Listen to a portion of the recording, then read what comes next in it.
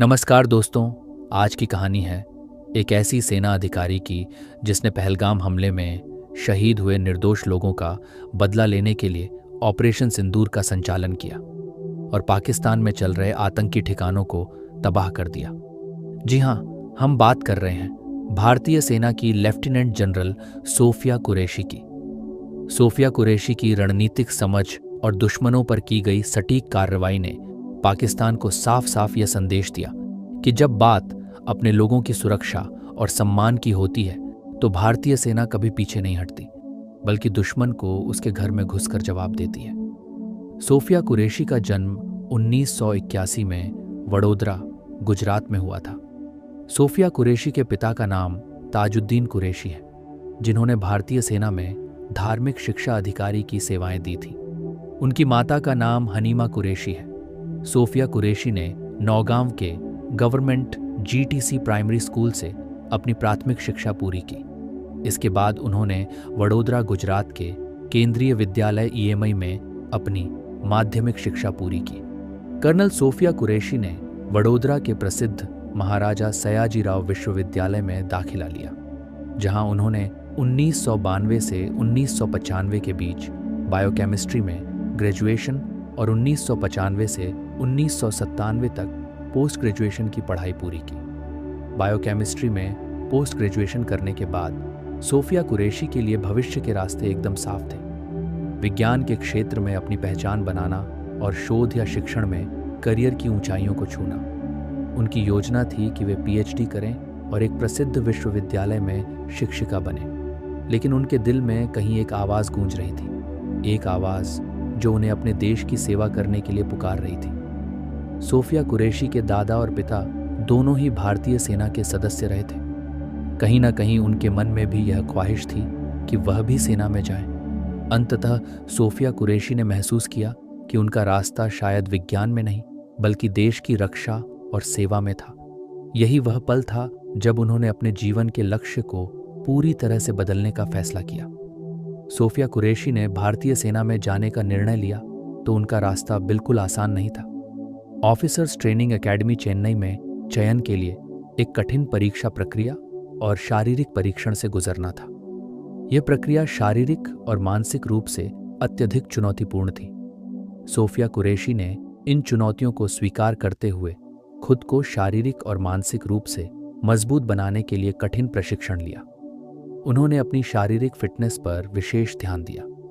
अंततः 1999 में उनकी मेहनत रंग लाई और 22 वर्ष की उम्र में उनका चयन ऑफिसर्स ट्रेनिंग एकेडमी चेन्नई में हो गया।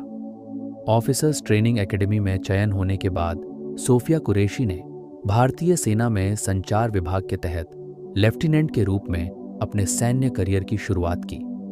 वर्ष 2001 सोफिया कुरैशी ने अपने शुरुआती वर्षों में जम्मू कश्मीर और उत्तर पूर्वी भारत में आतंकवाद विरोधी अभियानों में हिस्सा लिया। उन्होंने सीमा पर स्थित क्षेत्रों में अपनी सेवाएं दी, जहां उनकी भूमिका संचार और खुफिया जानकारी में महत्वपूर्ण थी। 2008 तक सोफिया कुरैशी अपनी मेहनत और समर्पण से लेफ्टिनेंट कर्नल बन चुकी थी। इस दौरान उन्होंने संचार और खुफिया विभाग में सुधार लाने की जिम्मेदारी उठाई और इस कार्य को उन्होंने बेहतरीन तरीके से पूरा किया।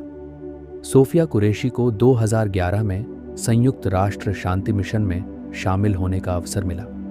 उन्होंने कांगो लोकतांत्रिक गणराज्य में संयुक्त राष्ट्र शांति मिशन के तहत 500 से अधिक भारतीय सैनिकों की कमान संभाली। यह उनका पहला बड़ा अंतर्राष्ट्रीय मिशन था, जिसमें उन्होंने अपनी नेतृत्व क्षमता और रणनीतिक सोच से सफलता हासिल की। 2016 तक सोफिया कुरैशी अपनी मेहनत और समर्पण से कर्नल बन चुकी थी। इस दौरान सोफिया कुरैशी को भारतीय शांति सेना की पुरुषों की इकाई का लीडर बनने का मौका मिला। 2017 में ब्रिगेडियर बनने के बाद सोफिया कुरैशी को भारत के साइबर डिफेंस का कमांडर बना दिया गया। इस महत्वपूर्ण भूमिका में उन्होंने साइबर सुरक्षा के क्षेत्र में भारतीय सेना की साइबर सुरक्षा नीति का निर्माण किया और साइबर खतरों का मुकाबला करने के लिए कई कदम उठाए। 2022 में सोफिया कुरैशी को मेजर जनरल के पद पर नियुक्त किया गया। इस नई भूमिका में उन्होंने योजना एवं संचार विभाग की जिम्मेदारी संभाली। 22 अप्रैल 2025 को कश्मीर के पहलगाम क्षेत्र में एक भीषण आतंकी हमला हुआ, जिसमें 26 लोग मारे गए और 20 घायल हो गए। हमलावरों ने मुख्य रूप से हिंदू पर्यटकों को निशाना बनाया। हालांकि एक ईसाई पर्यटक और एक स्थानीय मुस्लिम भी इस हमले में जान खो बैठे। आतंकियों ने पीड़ितों से उनके नाम और धर्म पूछे और जैसे ही उन्होंने गैर मुसलमानों की पहचान की, उन पर बेरहमी से गोलियां बरसा दी। इस भयानक घटना के बाद भारत और पाकिस्तान के बीच तनाव चरम पर पहुंच गया। भारत सरकार ने तत्काल एक निर्णायक और उच्च स्तरीय जवाबी कार्रवाई की योजना बनाई। इस योजना को ऑपरेशन सिंदूर नाम दिया गया। इस विशेष ऑपरेशन के नेतृत्व के लिए कर्नल सोफिया कुरैशी को चुना गया। ऑपरेशन सिंदूर का लक्ष्य था पाकिस्तान और पाकिस्तान अधिकृत कश्मीर में 9 प्रमुख आतंकी ठिकानों को सटीक सीमित समय में और बिना किसी अतिरिक्त हानि के पूरी तरह नष्ट करना। ये एक संयुक्त अभियान था जिसमें जमीन, वायु और साइबर युद्ध की रणनीतियां एक साथ प्रयोग में लाई गईं। कर्नल सोफिया कुरैशी ने ऑपरेशन सिंदूर की रणनीति को बारीकी से तैयार किया। एक ऐसा मिशन जो दुश्मन के ठिकानों पर प्रहार करने वाला था। 7 मई 2025 को भारत के वीरों ने पाकिस्तान और पाकिस्तान अधिकृत कश्मीर में स्थित 9 आतंकवादी अड्डों पर एकजुट होकर अटैक कर दिया और सभी ठिकानों को पूरी तरह ध्वस्त कर दिया गया। ऑपरेशन की सफलता के बाद पहली बार देश ने एक महिला सैन्य अधिकारी से यह सुना कि भारत ने मात्र 72 घंटे में 9 आतंकी अड्डों को कैसे तबाह किया।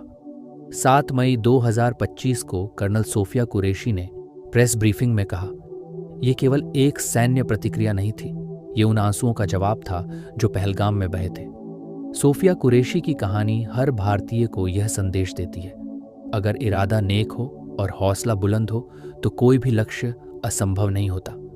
अगर सोफिया कुरैशी की ये शानदार और प्रेरणादायक कहानी आपके दिल को छू गई हो तो इस वीडियो को ज़रूर लाइक करें, अपने दोस्तों के साथ शेयर करें और ऐसी ही अद्भुत कहानियों के लिए हमारे चैनल को सब्सक्राइब करना ना भूलें। हम फिर मिलेंगे एक और जोश से भरी, दिल छू लेने वाली कहानी के साथ।